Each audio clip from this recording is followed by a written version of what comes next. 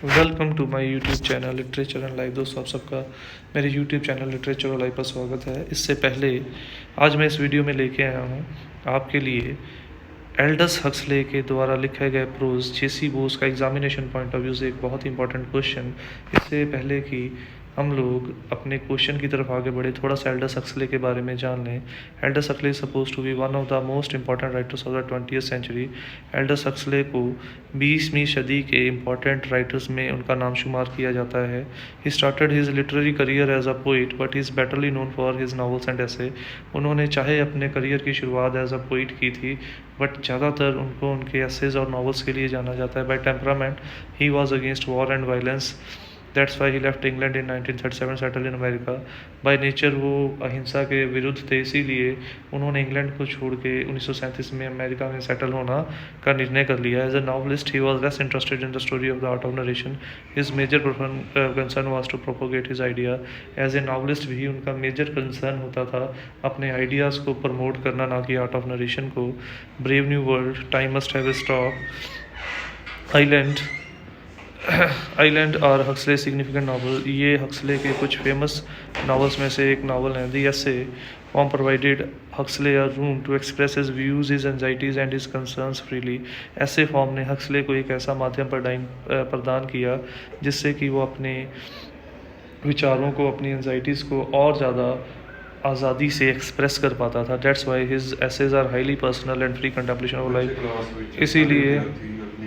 इसीलिए ये माना जाता है कि उनके ऐसे जो हैं वो हाईली पर्सनल होते हैं। Along the road, the olive tree, ends and means are the some of the important essay collection.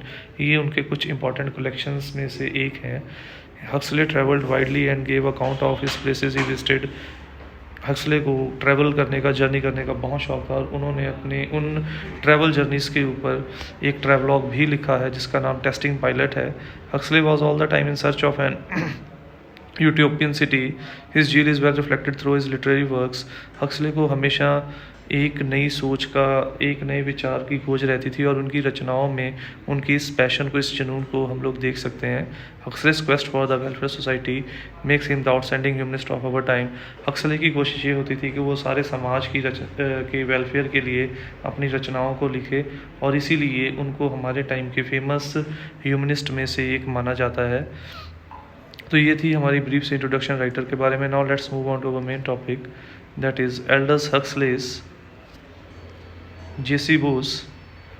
Question: inanimate things also feel and have life. How does author make this point?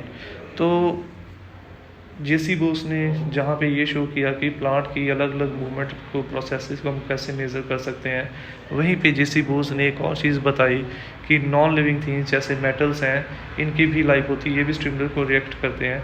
और किस तरीके से उसने ये show किया, उसी चीज़ के ऊपर हमारा ये क्वेश्चन है।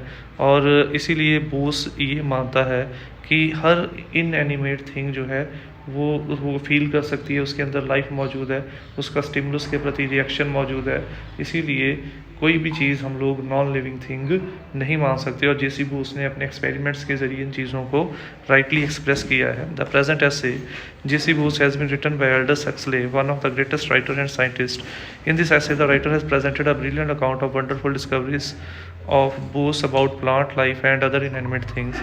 इस प्रोज में एल्डस हक्सले ने जेसी बोस के द्वारा खोजी गई बड़ी बड़ी हैरान कर देने वाली डिस्कवरीज को हमारे सामने रखा है, जिनमें कि प्लांट लाइफ की अलग अलग मूवमेंट और अदर मेटल या नॉन मेटल के इनएनिमेट थिंग्स के अंदर लाइफ होने के प्रमाण को हमारे सामने रखा है। Bose is the best known for his invention of crescograph that measures the different movements of the plant tissue. Bose को उसके इन्वेंशन क्रेस्कोग्राफ के लिए सबसे ज़्यादा जाना जाता है, जिसके ज़रिए कि हम लोग प्लांट की डिफरेंट मूवमेंट्स को मेज़र कर सकते हैं। The present essay has been taken from his book Testing Pilot. In this essay, the writer has tried to present before us some of the greatest invention of the greatest Indian scientist J.C. Bose, who is best known for the invention of crescograph, which traces the movements of the plant tissue. ये ऐसे उनकी किताब testing pilot में से लिया गया है और जेसी बोस को उनकी सबसे बड़ी इन्वेंशन क्रेस्कोग्राफ के लिए जाना जाता है, इसीलिए उनको इंडिया के ग्रेटेस्ट साइंटिस्ट में उनका नाम शुमार किया जाता है। और क्रेस्कोग्राफ एक ऐसी इन्वेंशन थी जिसके ज़रिए हम लोग प्लांट टिश्यूज़ के डिफरेंट मूवमेंट्स को मेज़र कर सकते थे। In this essay, the writer tells that how through different invention Bose has presented before us different processes of plant. इस ऐसे में बोस ने हमारे सामने बताया है कि किस तरीके से बोस के इंस्ट्रूमेंट के ज़रिए हम लोग प्लांट की डिफरेंट प्रोसेसेस को मेज़र कर सकते थे।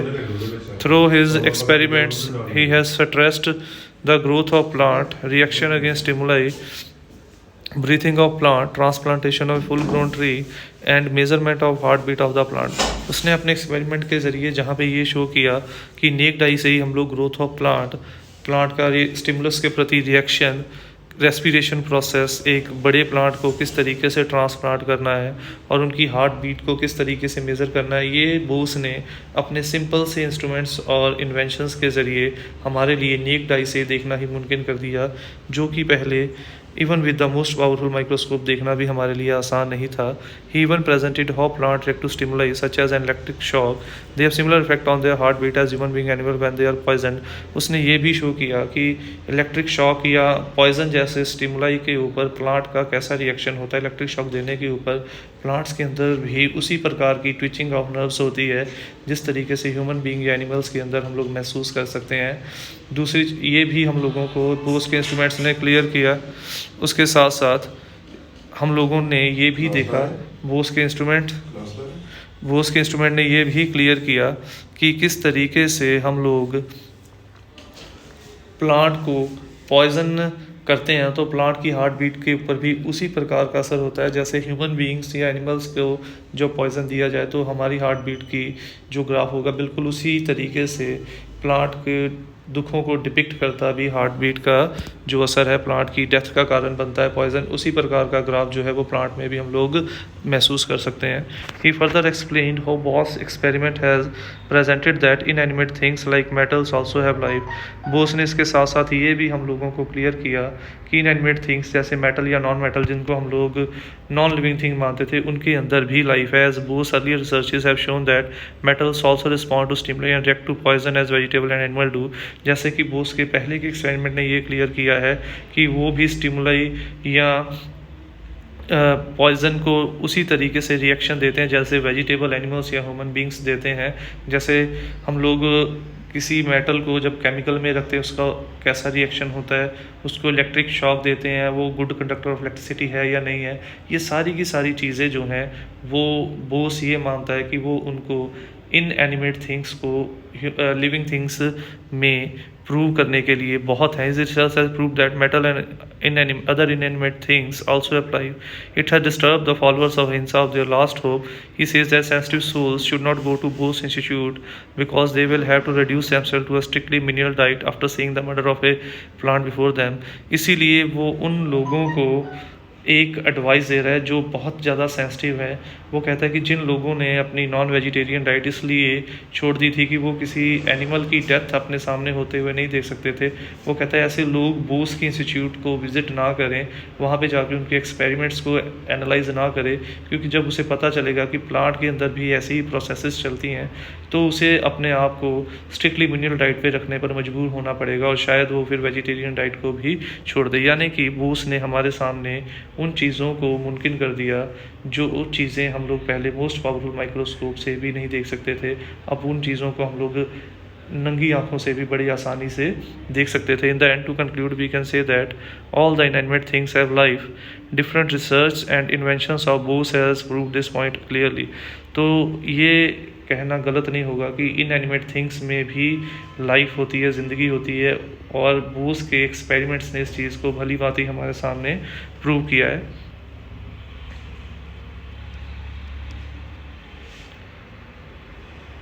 Thanks for watching the video. Don't forget to subscribe my channel. Click on the bell icon to get the latest updates.